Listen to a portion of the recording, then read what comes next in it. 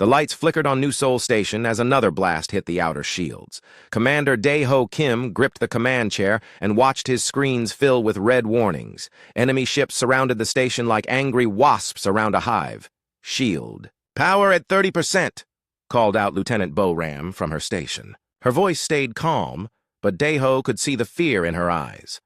They all knew this was the end. The year was 2387, and humanity was dying. For the past 50 years, the Vorthak Empire had hunted humans across the galaxy. One by one, human colonies had gone silent. Earth's children scattered among the stars were being erased from existence. New Seoul Station was humanity's last home. Built in Jupiter's orbit, it housed 3 million souls. Men, women, and children who had never seen Earth, but carried its memory in their hearts. Now the Vorthak had found them. "Sir, the enemy is demanding our surrender," reported Communications Officer Hyun-woo. His hands shook as he spoke. Dae-ho looked at the main screen. Hundreds of Vorthak ships filled the view. Their black hulls gleamed with weapons that could crack planets.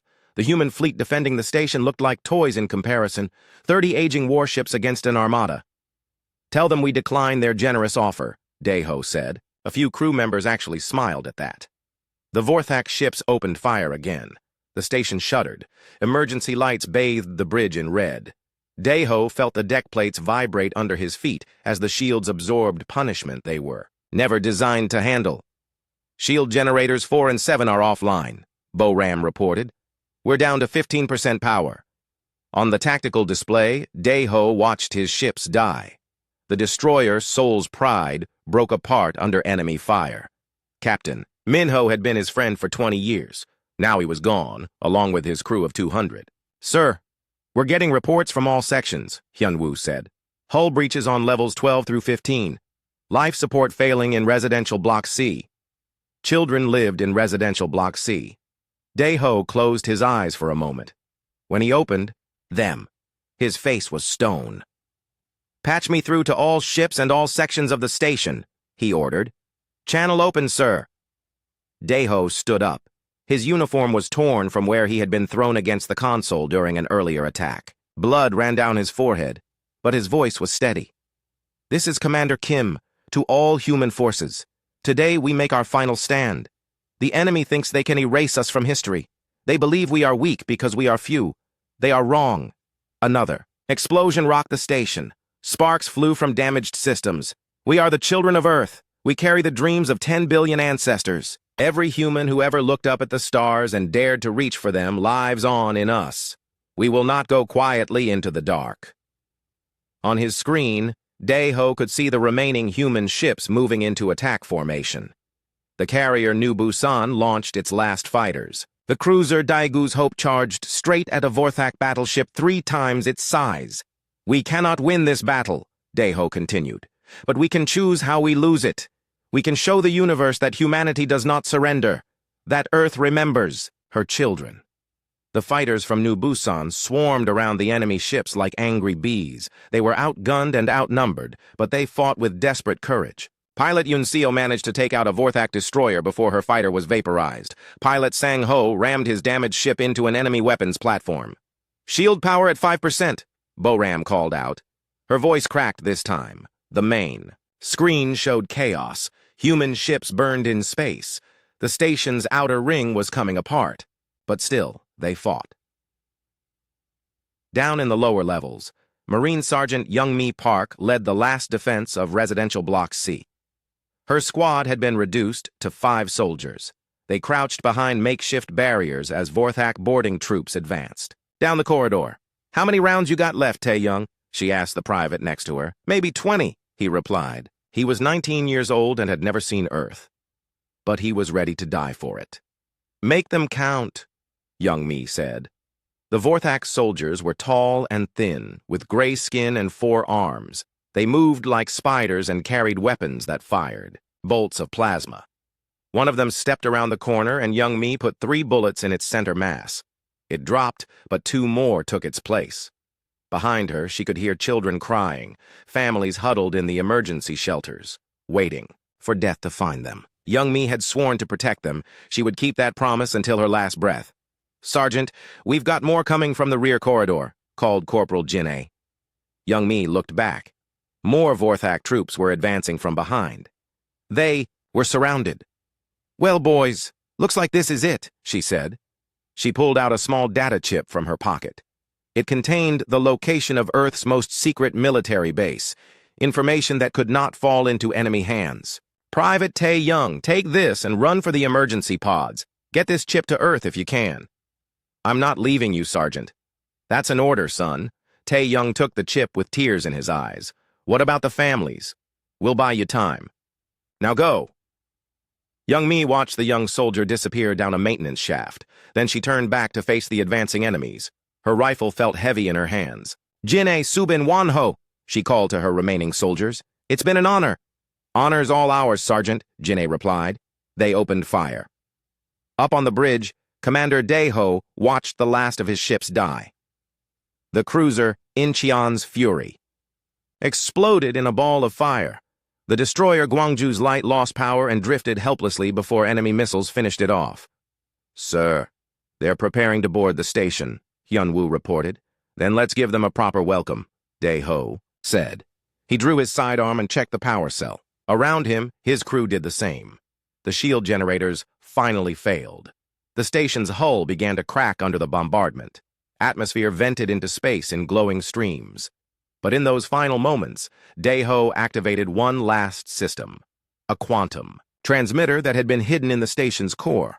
It sent out a signal across space aimed at Earth's solar system, a message that would travel faster than light, carrying humanity's last words home. This is Commander Daeho Kim of New Seoul Station, he broadcast. To any human who receives this message, we fought to the end. We did not surrender. We did not beg.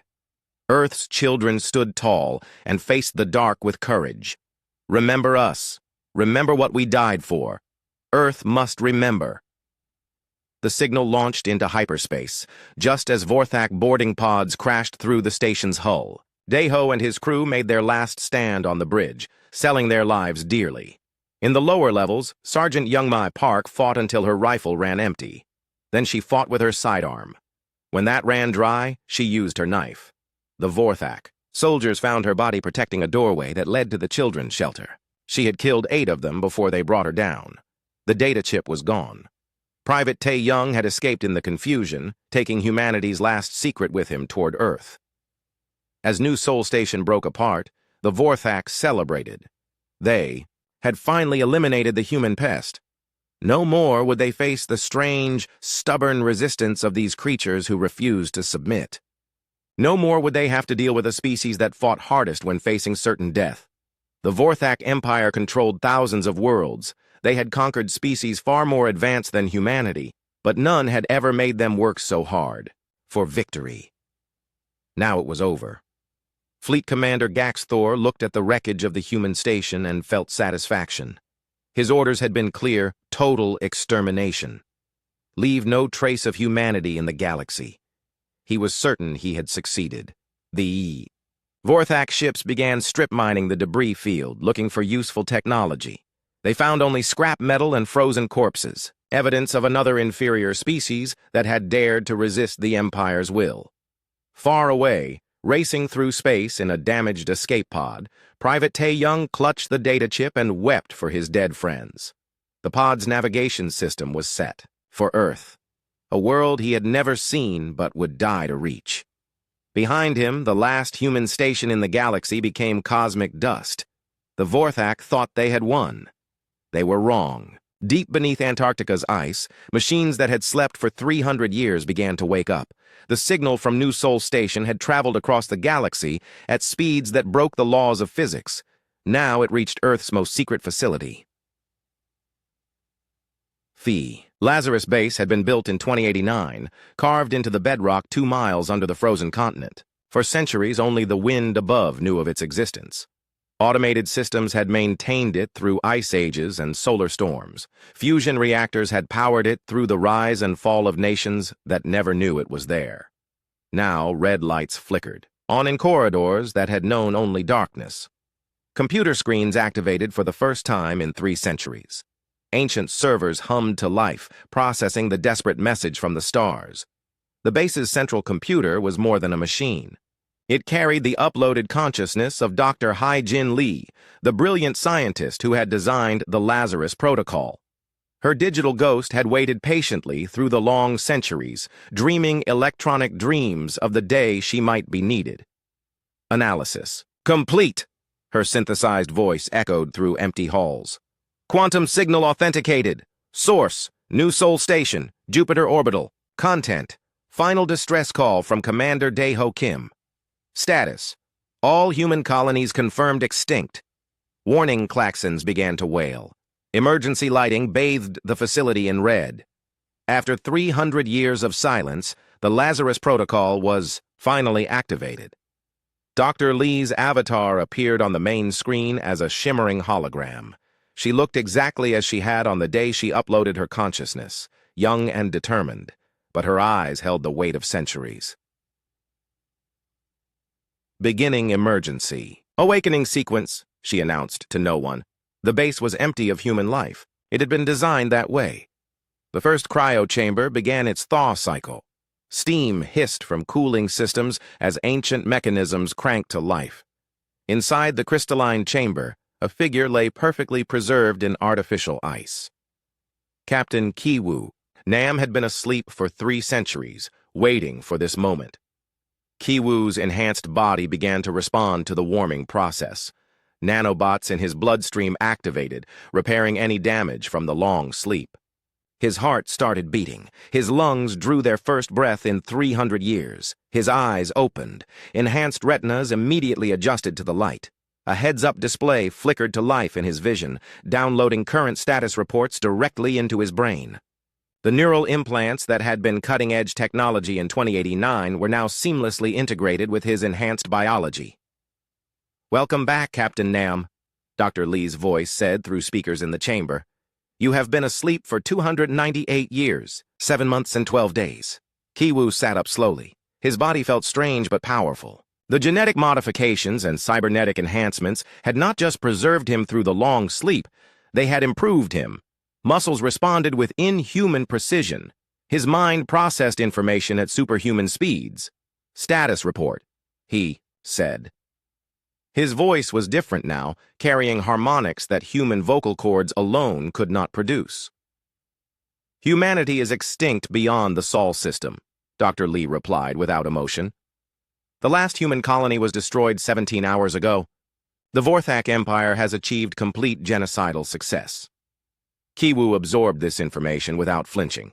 The psychological conditioning had prepared him for this possibility. He felt grief for the billions of dead, but it was a cold, focused emotion that would fuel his purpose rather than paralyze him. "How many of us are left?" he asked. 10,000 super soldiers in cryo storage. You are the first to wake. The others will follow as systems come online." Kiwoo stood and walked to the chamber's exit. His legs felt perfectly steady despite 3 centuries of disuse. Enhanced bone density and muscle fibers designed for long-term storage were working exactly as intended. The corridors of Lazarus Base stretched out before him like the arteries of some vast sleeping giant. Emergency lighting cast long shadows between banks of cryo chambers. Each one held a warrior who had volunteered for this ultimate duty. Kiwoo's enhanced hearing picked up the sounds of other awakening systems. Hydraulics hissing, computers booting up. The base was coming alive like a mechanical dragon stirring from ancient slumber. "Show me what we have to work with," he commanded. Dr. Lee's hologram appeared beside him as he walked. "The automated manufacturing systems have been active for the entire storage period. They have produced equipment based on evolving tactical algorithms and intercepted alien communications. They reached an observation window that looked out over a vast underground hangar." Kiwoo's enhanced eyes immediately cataloged what he saw. Hundreds of ships that followed no design philosophy he recognized. Sleek, angular craft that seemed to bend light around their hulls. "Adaptive camouflage technology," Dr. Lee explained. "The manufacturing AI developed it after analyzing Vorthak's sensor capabilities. These ships are invisible to most alien detection methods." Kiwoo studied the vessels with a tactical mind that had been enhanced beyond human limitations. Each ship was different. as if the AI had been experimenting with new configurations. Some were clearly fighters, others looked like assault transports. But all of them radiated lethal purpose. "Weapons?" he asked. "Quantum disruptor technology. Traditional energy shields cannot stop them. The manufacturing systems also developed adaptive armor that learns from each attack and adjusts its defensive properties accordingly." More cryo chambers were cycling through their awakening sequences now. Kiwoo could hear the subtle changes in the base's acoustic signature as 10,000 sleeping warriors began to stir. His tactical implants were already calculating deployment strategies and force compositions. "The Vorthak will come to Earth," he said. "It was not a question." "Inevitable," Dr. Lee agreed. "They always claim the homeworlds of extinct species. Estimated. Arrival time is 6 months based on their fleet movements. Then we have 6 months to prepare for a war they don't know is coming." More holograms appeared as other base systems activated. Tactical displays showed the current positions of Vorthak fleets. Intelligence reports from automated monitoring stations throughout the galaxy. The manufacturing AI had been gathering data for centuries, building a complete picture of humanity's enemies. Kiwoo studied the information with the cold precision of a predator learning its prey. The Vorthak were powerful, but they had grown complacent through endless victories. They expected subjugation or extinction from the species they conquered. They had never faced an enemy that had specifically prepared for their arrival. The sound of opening cryo chambers echoed through the facility now. Other super soldiers were beginning their awakening process. Kiwoo's enhanced senses could distinguish individual heartbeats, breathing patterns, neural activity levels. His team was coming back to life. Major Subin Choi was the second to fully wake. Her specialization was aerospace combat, and her modifications included reaction times measured in microseconds. She joined Kiwoo at the observation window, taking in the sight of their hidden fleet. "How many ships?" she asked. 843 combat vessels of various classes," Dr. Lee replied, "plus support craft, orbital defense platforms, and mobile manufacturing units." Subin's enhanced vision analyzed the fleet composition with computer-like precision, more than enough to destroy the Vorthak advance force. "But they'll send reinforcements." "Then we'll be ready for those too," Kiwoo said. Lieutenant Sangho Jian joined them. His area of expertise was intelligence and psychological warfare. His neural implants included pattern recognition systems that could analyze enemy behavior and predict tactical responses. "The Vorthak have never faced coordinated resistance," he observed after reviewing the intelligence data. "Their standard tactics assume enemy panic and disorganization. We can use that against them." More super soldiers were awakening by the minute. Each had been selected not just for physical prowess, but for specific skills that would be needed in the coming war. Engineers whose enhanced minds could understand and improve upon alien technology. Medics who could perform surgery with machine precision. Communications specialists who could coordinate complex operations across vast distances. But they were all warriors first, enhanced beyond the limits of baseline humanity, trained in combat techniques that would not be developed for centuries, equipped with weapons that could tear through any known defense. Kiwoo felt a grim satisfaction as his team assembled. For 300 years, automated systems had prepared for this day. Every piece of technology had been designed with one purpose: to make the Vorthak Empire pay dearly for their genocide. "Status of planetary defenses?" he asked. "All systems operational," Dr. Lee reported. "Earth's electromagnetic field has been modified into a defense grid. The moon has been hollowed out and converted into a weapons platform. The asteroid belt contains 50,000 automated defense drones." Kiwoo nodded. The humans of 2089 had been thorough in their preparations. They had known that someday, someone would come for Earth. They had made sure Earth would be ready. "Sir," reported Corporal Tae-Young Han, one of the communications specialists. His neural implants were detecting something. "I'm picking up a signal from the outer system. It's weak, but it's definitely human." Kiwoo's tactical display immediately focused on the signal source. A damaged escape pod, broadcasting on ancient human emergency frequencies. Inside was a single L. Major Subin Choi stood in the equipment bay and marveled at what 3 centuries of automated production had created. The weapons and armor before her looked nothing like the military hardware she remembered from 2089. These were tools of war, designed by artificial intelligence that had studied every battle humanity had ever lost. "The manufacturing AI has been busy," she said to Captain Ki Woo Nam as they walked between rows of gleaming equipment. Each piece of gear seemed to shift and flow like liquid metal. The armor was not just protective clothing, but a second skin that would bond with the wearer's enhanced biology. Neural interfaces would allow instant communication between squad members. Adaptive camouflage would make them invisible to most detection methods. "Try one on," Kiwoo suggested. Subin approached a suit of armor that seemed designed for her specific body measurements. As she touched it, the metal flowed like water, wrapping around her enhanced form. The sensation was strange but not unpleasant. It felt like the armor was becoming part of her. Her heads-up display immediately filled with tactical information. She could see through walls using ground-penetrating radar. Her enhanced hearing picked up conversations 3 floors away. The armor's built-in medical systems were already analyzing her biological functions and making minor adjustments to optimize her performance. "This is incredible," she breathed. "I feel like I could take on a Vorthak battleship single-handed." "Let's not get ahead of ourselves," Kiwoo said with a slight smile. "But yes, the enhancement is significant." Other super soldiers were awakening throughout the facility now. The Lazarus base had become a hive of activity as 10,000 enhanced warriors began the process of returning to full combat readiness.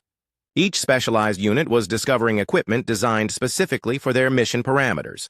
Lieutenant Sang-Ho Jeon led his intelligence specialists to their assigned bay. Their gear was different from the standard armor. It included stealth generators that could bend light around the wearer, making them effectively invisible.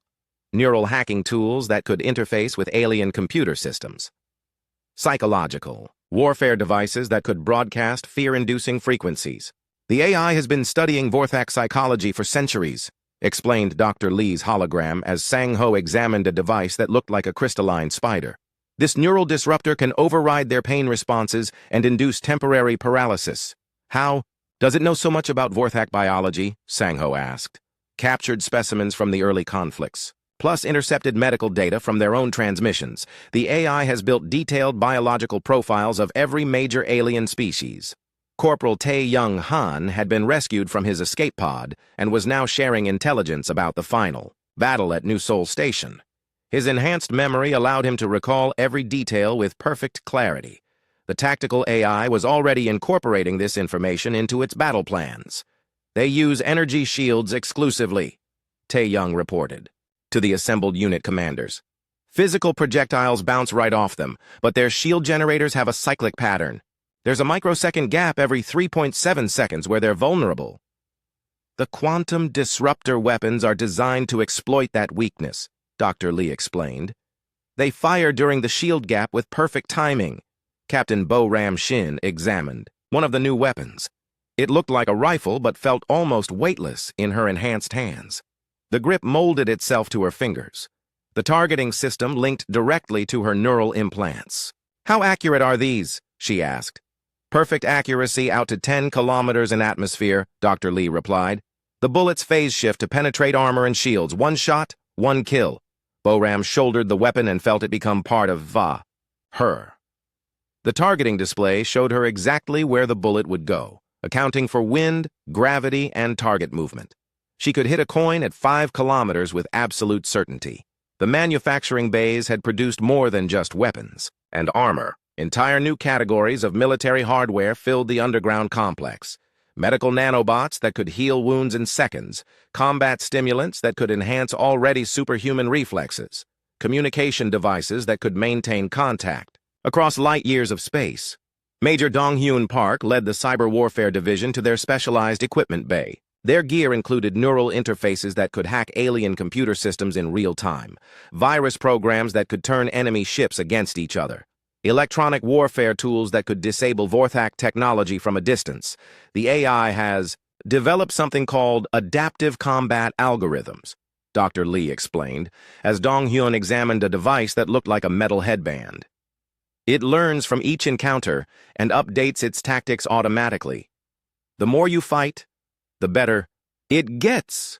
Dong-Hyun placed the device on his head and immediately felt his consciousness expand. He could see the flow of data through the base's computer networks. He could sense the electronic signatures of the awakening equipment. Most importantly, he could feel the adaptive algorithms beginning to merge with his enhanced mind. "This is beyond what we imagined in 2089, he said in wonder. The AI hasn't just been building weapons. It's been evolving new forms of warfare. The medical bay had also been upgraded far beyond anything from their original era. Dr. Wanho Lee led the medical team through equipment that seemed more magical than scientific. Cellular regeneration chambers that could regrow lost limbs in hours. Psychological conditioning devices that could prepare soldiers for any combat scenario. Enhancement boosters that could temporarily increase already superhuman capabilities. The AI has solved problems we didn't even know existed, Dr. Wanho observed, as he studied a device that could perform brain surgery using focused gravity waves. This medical technology is centuries ahead of anything the Vorthak possess. But perhaps most impressive were the ships waiting in the hidden hangars. Captain Yoon-seo Kim stood on the flight deck of what the AI had designated as a Phantom-class stealth fighter. The craft was larger than the fighter she remembered, but somehow felt lighter and more responsive. The engines use quantum field manipulation, Dr. Lee explained as Yoon-seo ran her hands over the sleek hull.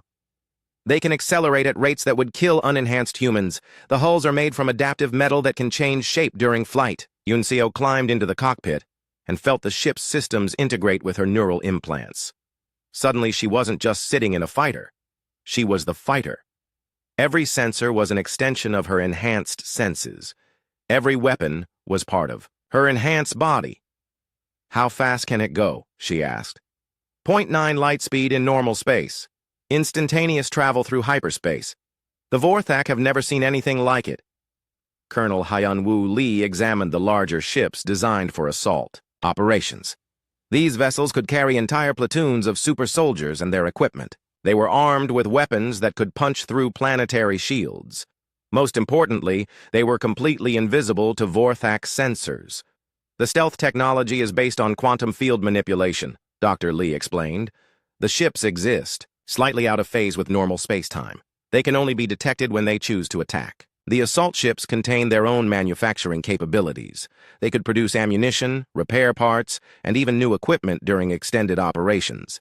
Each ship was essentially a self-contained military base that could operate independently for years.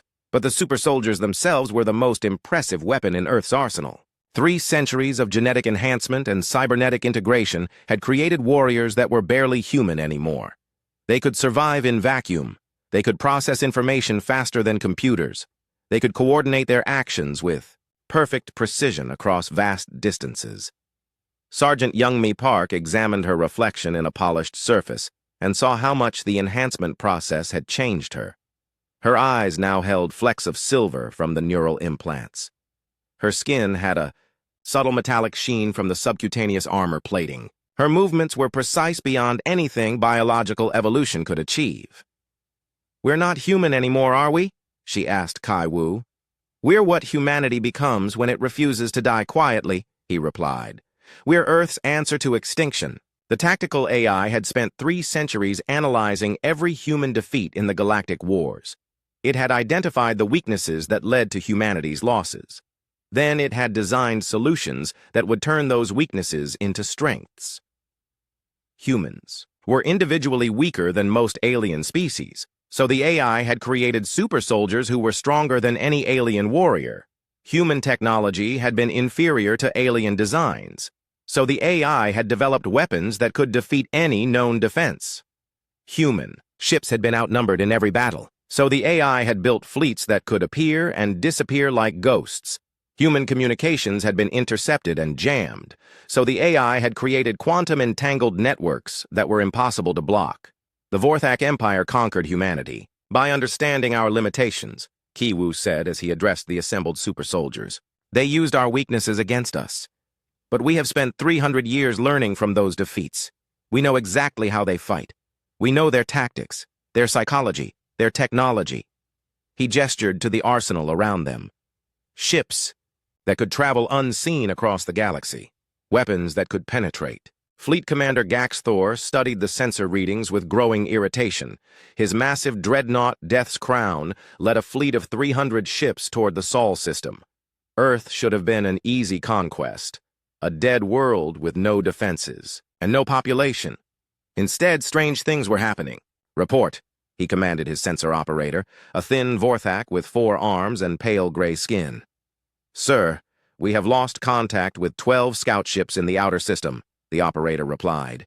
"Their transmissions simply stopped. No distress signals. No debris." Gaxthor's 4 eyes narrowed. In his 600 years of military service, he had conquered 57 worlds. He had never encountered anything like this. Ships did not simply vanish without cause. "Send a full squadron to investigate," he ordered, "and increase long-range sensor sweeps. Something is out there."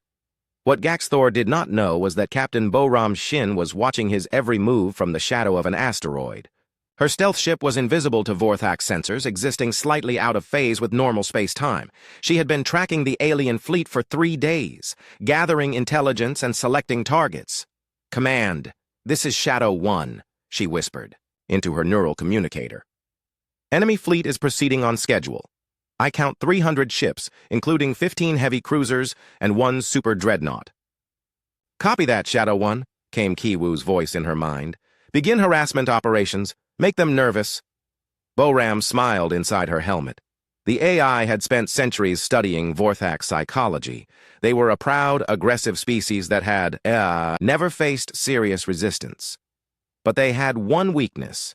When faced with the unknown, they became cautious to the point of paralysis. She selected a target from the Vorthak formation, a destroyer on the fleet's outer edge, separated from the main group by several thousand kilometers. Her ship's weapons powered up silently. The quantum disruptor fired a single shot. The energy beam phased through the destroyer's shields during their microsecond gap and struck the ship's reactor core. The Vorthak vessel exploded in a brilliant flash. By the time the other ships turned their sensors toward the explosion, Boram's ship had already shifted position. She was now hiding behind a different asteroid, completely invisible.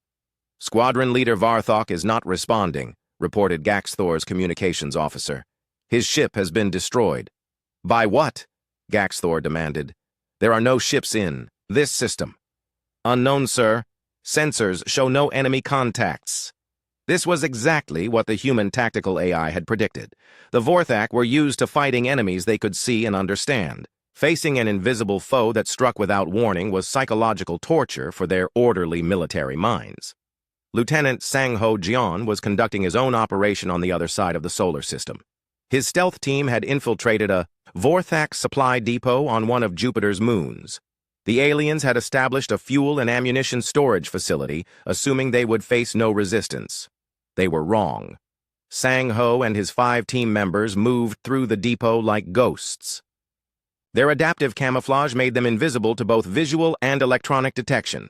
Their enhanced senses allowed them to avoid the Vorthak guards with ease. "Plant the charges on the main fuel tanks," Sang-Ho ordered through the neural link. "Remember, we want them to think this was an accident." The super soldiers placed their explosives with surgical precision. The devices were designed to mimic equipment failures rather than sabotage. When they detonated, it would look like poor maintenance had caused a catastrophic accident. Corporal Jin A. Park hacked into the depot's computer system using her neural interface. The Vorthak encryption was sophisticated, but the human AI had been studying their codes for centuries. She inserted a virus that would slowly corrupt their supply records. "Done," she reported. "They won't realize their inventory is wrong until they try to use it." The team vanished back into the shadows just as their charges detonated. The fuel depot erupted in a massive fireball that could be seen from orbit. Hundreds of Vorthak personnel died in the explosion, along with enough supplies to fuel a small fleet. "What do you mean it was an accident?" Gaxthor roared at his subordinate over the communication link. "How does an entire depot just explode?" "The investigation suggests equipment failure, sir," came the nervous reply. "Old fuel lines, corroded connections. These facilities were built quickly." Gaxthor was not convinced, but he had no proof of sabotage.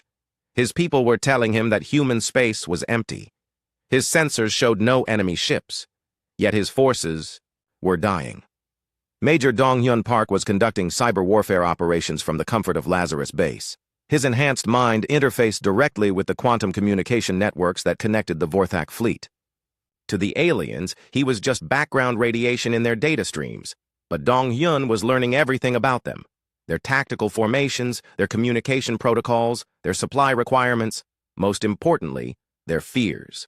Interesting, he murmured as he sifted through intercepted transmissions. They're starting to question their own people. Paranoia is setting in. The psychological warfare was working exactly as planned.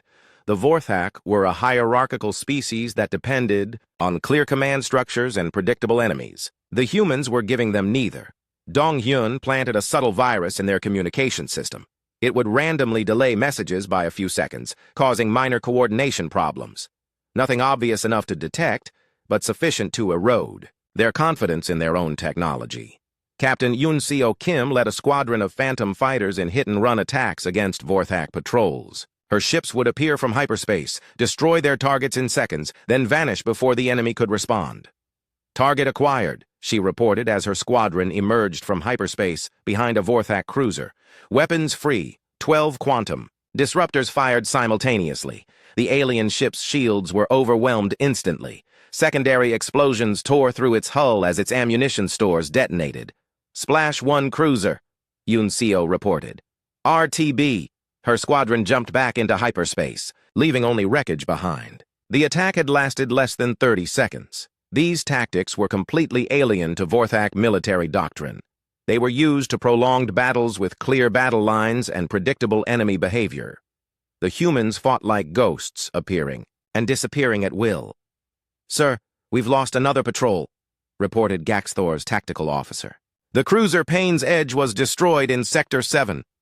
"By what?" Gaxthor demanded for the 100th time. Unknown contacts that appeared briefly on sensors, then vanished. Gaxthor studied the tactical display with growing frustration. Red marks showed where his ships had been destroyed. The pattern made no sense.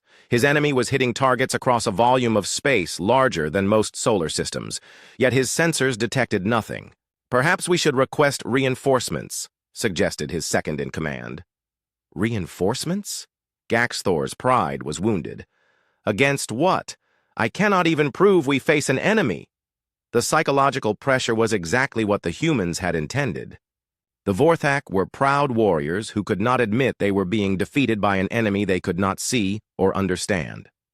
Sergeant Youngmi Park led a boarding operation against a Vorthak research vessel. Her team used personal teleporters to appear directly inside the enemy ship, bypassing all external defenses. The Vorthak crew never knew what hit them. Enhanced reflexes allowed the super soldiers to move faster than alien eyes could follow. Adaptive weapons punched through Vorthak armor like paper. Intelligence gathered, Youngmi reported as her team downloaded the ship's database. "Looks like tactical information about their fleet movements. The research vessel was found days later, drifting empty through space. Its crew had simply vanished. The ship's computers had been wiped clean. The Vorthak investigators found no signs of struggle, no indication of how an entire crew could disappear. "This is impossible," muttered the lead investigator as he studied the empty corridors. People do not just vanish. But the humans were making the impossible seem routine. Every Vorthak assumption about warfare was being systematically destroyed.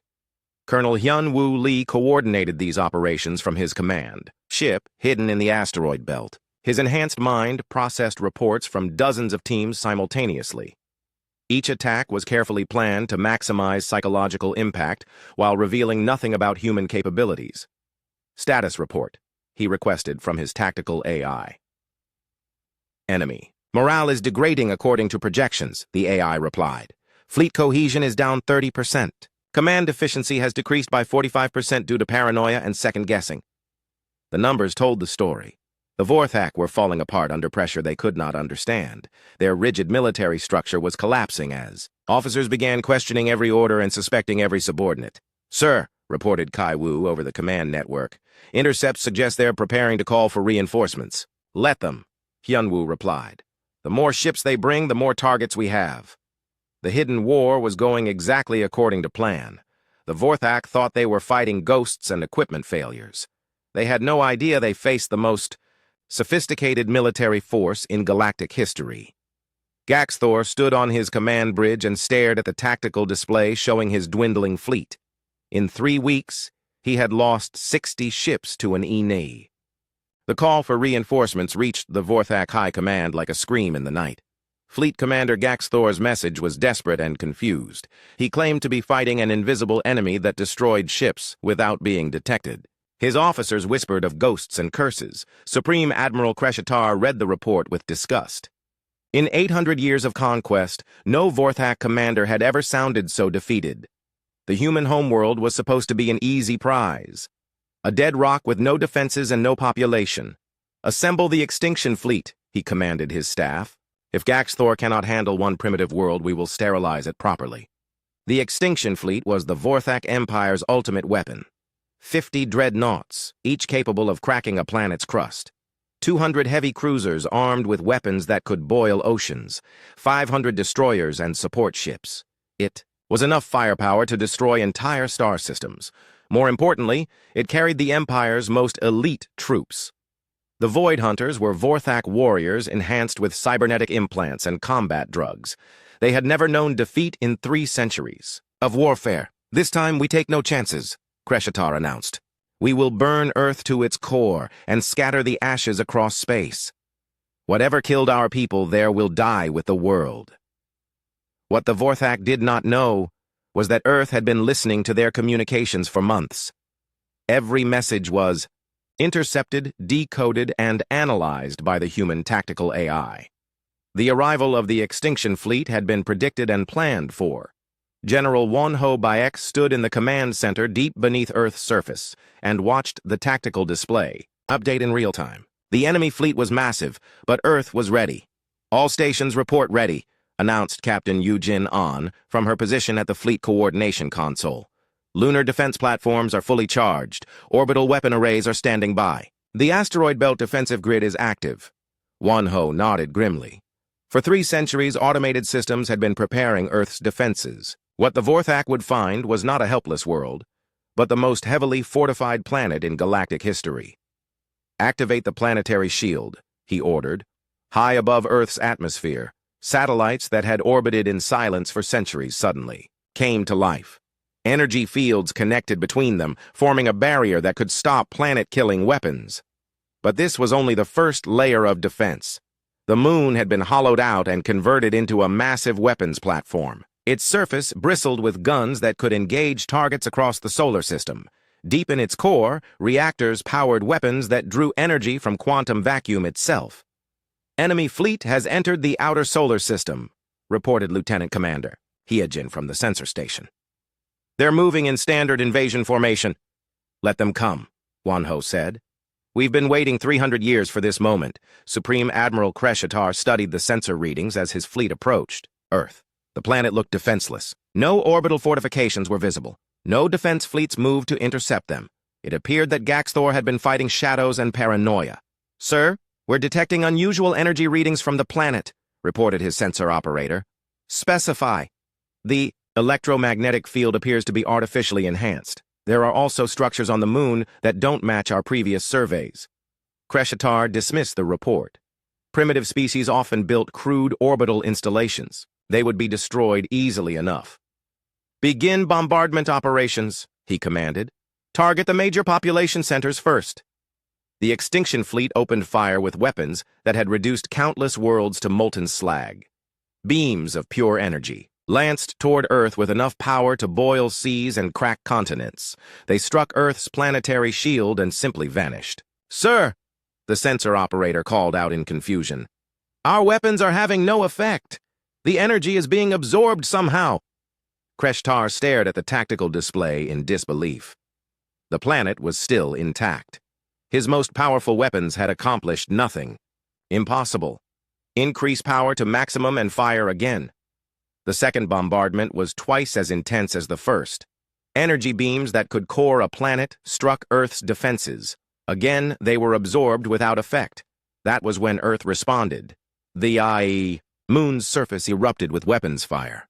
Beams of coherent energy reached across space to strike the Vorthak fleet.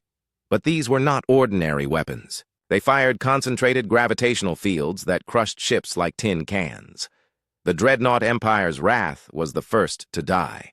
Its hull collapsed under forces that compressed matter beyond the breaking point. The ship imploded, taking its crew of 10,000 with it. "What are those weapons?" Kreshatar demanded as more ships fell to the lunar bombardment. "Unknown technology, sir. They appear to be manipulating fundamental forces. From the asteroid belt, 50,000 automated defense drones swarmed toward the Vorthak fleet. Each drone was small and seemingly insignificant, but they moved with perfect coordination, like a school of mechanical fish. The Vorthak point defense systems opened fire, destroying hundreds of drones. But for every one that fell, 2 more took its place.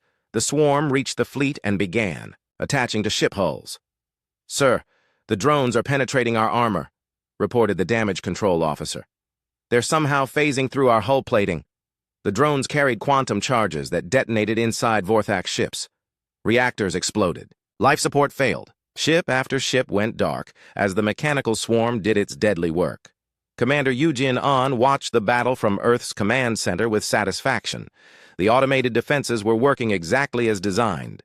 But the real fight was just beginning. "Launch the fleet," she ordered. From hidden bases throughout the solar system, human ships began to emerge. They had been concealed in asteroid caverns, buried under lunar dust, hidden in the shadow of planets. Now they revealed themselves for the first time in 3 centuries. The Vorthak sensors finally detected them. But what they saw made no sense. The human ships were unlike anything in their databases. They moved without visible propulsion. They appeared and disappeared at will. Their weapons penetrated shields that had never been breached. Major Donghyun Park led the cyber warfare assault. From his command ship, his enhanced mind interfaced directly with the Vorthak fleet networks, turning their own technology against them. "Initiating electronic warfare protocols," he announced, as his consciousness invaded alien computer systems. Vorthak ships began firing on each other as their targeting systems were compromised. Navigation computers failed, sending vessels careening into their own allies. Communication networks collapsed under viral attacks that had been designed over centuries of preparation. "Sir, we've lost contact with half the fleet," reported Kreshtar's communications officer in panic. "Our own ships are attacking us." "How is this possible?" "Unknown, sir. Our systems are being controlled by an outside source, Captain Yoon Seo." Kim led her fighter squadrons in direct assault on the Vorthak capital ships. Her phantom fighters moved like dancing lights, impossible to target or track. They struck with surgical precision, taking out weapon systems and engines while leaving crew compartments intact. "Target their command ships," she ordered over the neural link. "Cut the head off the snake." Her squadrons swarmed around the super dreadnought, Death's Crown, Kreshatar's flagship. Quantum disruptors punched through its armor like needles through cloth. The massive ship began to list as its systems failed one by one. On the ground, the super soldiers watched the space battle through their enhanced senses. They could feel the vibrations of distant explosions through Earth's crust. They could see the flashes of energy weapons reflected in the night sky. Sergeant Youngmi Park stood with her assault team on a mountainside in Korea, looking up at the stars where humanity's future was being decided. Her enhanced vision could track individual ships in their deadly dance around Earth. "Sir," she reported to General Won Ho over the neural link, "enemy fleet cohesion is breaking down. They're trying to retreat." "Negative," Won Ho replied. "No survivors, no witnesses, no reports back to their empire." The human fleet moved to surround the retreating Vorthak ships. There would be no escape from this trap. Earth had waited 3 centuries for revenge, and it would be complete. Colonel Hyun-Woo Lee coordinated the final assault from his flagship. His enhanced mind processed data from thousands of sources simultaneously, directing the human forces with machine precision. "All units, commence Operation Thunderbolt," he commanded. The remaining human ships activated their most devastating weapons. Singularity torpedoes that created miniature black holes, quantum cascade bombs that unraveled matter at the subatomic level, reality distortion fields that twisted space-time itself into weapon form. The Vorthak extinction fleet died in minutes. Ships that had conquered 100 worlds were reduced to subatomic particles. Warriors who had never known defeat were erased from existence. Supreme Admiral Kreshatar's last sight was the image of Earth on his view screen. The planet that was supposed to be defenseless had become the graveyard of his entire fleet. As his ship disintegrated around him, he finally understood the truth. Humanity was not extinct. It had evolved. In the command center beneath Earth, General Wanho watched the tactical display clear of enemy contacts. The Vorthak fleet was gone. Not a single alien ship remained intact. "Sir," reported C, 3 months after the destruction of the Vorthak extinction fleet, the galaxy began to change. Strange reports reached alien governments from across known space, ships disappearing without trace, weapons that failed at critical moments, communications that carried impossible messages. The Terran Protectorate had begun its work. Admiral Jin A. Song stood on the bridge of her flagship Earth's Memory as it drifted silently through hyperspace. Her ship was one of 50 that now patrolled the galaxy, invisible guardians watching for threats to intelligent life. "Contact bearing 27 Mark IV, reported her sensor operator, Lieutenant Bo Young. "Vorthak Raider Squadron attacking a civilian colony." Jin A's enhanced mind processed the tactical situation instantly. The colony belonged to the Zalani, a peaceful species of traders and artists. They had no military forces and no way to defend themselves against Vorthak aggression. "Signal the squadron," she ordered. "Prepare for intervention." 5 human ships dropped out of hyperspace around the Vorthak raiders. The aliens were caught completely off guard. Their sensors had detected nothing until the moment the human vessels decloaked. "Unknown ships, identify yourselves," came the panicked transmission from the lead Vorthak cruiser. The response was broadcast on all frequencies so the Zalani colonists could hear it clearly. "This is Admiral Jin A. Song of the Terran Protectorate. You are attacking a peaceful species under our protection. Withdraw immediately or face the consequences." The Vorthak commander, Captain Yexnor, laughed at the demand. 1 human ship against 12 Vorthak raiders seemed like good odds to him. "Humans are extinct," he broadcast back. "Whoever you are, you will share their fate." "We tried to warn you," Jin said quietly. The human ships opened fire with weapons the Vorthak had never seen before. Reality distortion beams that twisted space-time around their targets. Quantum cascade torpedoes that unraveled matter at the subatomic level. Gravitational pulse cannons that crushed ships like empty cans. The Vorthak squadron was destroyed in 30 seconds. Not a single alien ship survived to report what had happened. On the Zalani colony below, millions of beings watched in awe as their saviors appeared from nowhere and vanished just as quickly. But before leaving, the human ships broadcast a message that would spread across the galaxy. "Earth remembers. Earth endures. Earth protects its own. All peaceful species are now under Terran protection." This scene was repeated hundreds of times across the galaxy as Colonel Hyunwoo Lee's Deep Space Forces intervened in conflicts throughout known space. Pirates found their ships disabled by invisible attackers. Slavers discovered their cargo holds empty and their crews unconscious. Aggressive empires watched their fleets disappear without explanation. The Vorthak High Command tried desperately to understand what was happening. Their greatest fleets vanished without sending distress signals. Their colonies went silent one by one. Their empire was collapsing, but they could not identify the enemy responsible. High Executor Malthazar called an emergency session of the War Council. The greatest military minds of the Vorthak Empire gathered to discuss their mysterious enemy.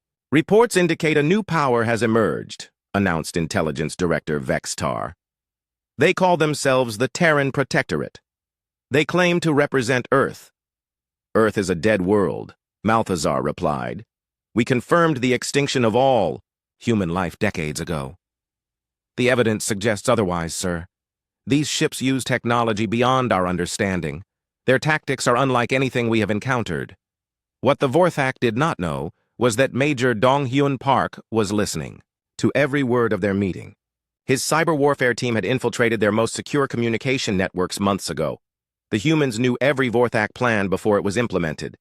"They're planning a counterattack," Donghyun reported to General Wanho back on Earth. "A 1,000-ship fleet aimed at our suspected bases in the Outer Rim." "Let them come," Wanho replied. "We have a surprise waiting." Marshal So-Young Kong oversaw the establishment of hidden bases throughout the galaxy from her command post in the asteroid belt. Each base was a self-contained fortress capable of manufacturing its own ships and equipment. They were invisible to alien sensors and could support operations for centuries without resupply. "Base 7 is operational," reported Commander Minho from the Andromeda sector. We now have coverage of the entire galactic rim. Excellent, So Young replied. Begin Phase 2 operations. Phase 2 was not about fighting the Vorthak Empire. It was about protecting other species from becoming victims of genocide. Human ships began appearing wherever peaceful civilizations faced extinction. The Kivari were a species of aquatic philosophers whose homeworld was being invaded by the militant Torkesh Empire. They had no weapons and no military tradition. Their crystal cities were being destroyed by orbital bombardment. Captain Kiwu Nam led the intervention force that saved them. His ships emerged from hyperspace directly above the Torkesh fleet and demonstrated the futility of continued aggression. "This is the Terran Protectorate," he broadcast to both fleets. "The Kaivari are under our protection. Any hostile action against them will result in immediate retaliation." The Torkesh admiral, confident in his superior numbers, ordered his fleet to continue the bombardment. That was his last mistake. Human singularity torpedoes created miniature black holes throughout the Torkesh formation. Ships were pulled apart by gravitational forces that no armor could resist. The entire invasion fleet was destroyed in minutes, but the humans did not stop there. Kiwu's ships followed the Torkesh retreat route back to their homeworld and delivered a message that resonated throughout their empire. Your species has chosen to prey upon the defenseless. This aggression ends now. Any future attacks on peaceful civilizations will result in the complete destruction of your military forces. Earth is watching. Earth remembers. Earth protects. Similar interventions occurred across the galaxy as the Terran Protectorate established its presence. The Zephyrian slavers found their entire fleet disabled and their slaves freed. The Nexus cartel discovered that their pirate bases had been infiltrated and their leaders captured. The Dominion of Kresh learned that their plans for expansion had been leaked to their intended victims. Captain Yoon Seo Kim led fighter squadrons that patrolled trade routes, ensuring safe passage for merchant vessels. Her pilots became legends among the trading guilds, appearing like guardian angels whenever pirates threatened peaceful commerce. "Phantom Squadron to merchant vessel Star's Grace," she radioed during one such patrol. "We have you covered. Proceed to your destination without fear." The merchant captain, a Zalani trader named Vorthek, had never seen human ships before. To him, they looked like creatures of pure energy dancing among the stars. "Who are you?" he asked in wonder. "We are Earth's children," Yunseo replied. "We protect those who cannot protect themselves." The psychological impact of these interventions was exactly what the human strategic AI had calculated.